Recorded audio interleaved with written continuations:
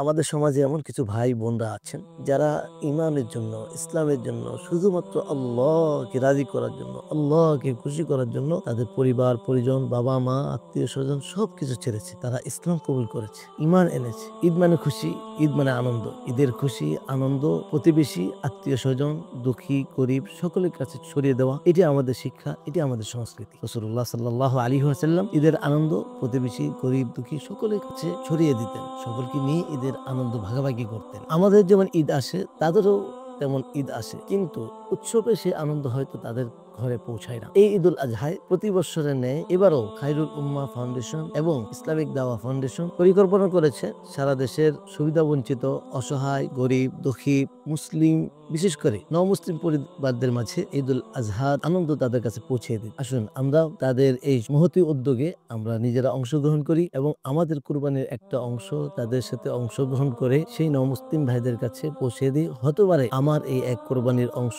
আমার এক অংশগ্রহণ আনন্দের কারণ হয়ে যেতে পারে, হতে পারে এটা আমার আল্লাহ সন্তুষ্টির কারণ। আশা করি এই কারণে আল্লাহ পাক আমাদের উপর খুশি হবেন, রাজি হবেন, আল্লাহ আমাদের উপর সন্তুষ্ট হবেন, আল্লাহ আমাদের ক্ষমা করবেন। আল্লাহ রাব্বুল আলামিন আমাদেরকে এই মহতী কাজে অংশগ্রহণ করার তৌফিক দান করুন।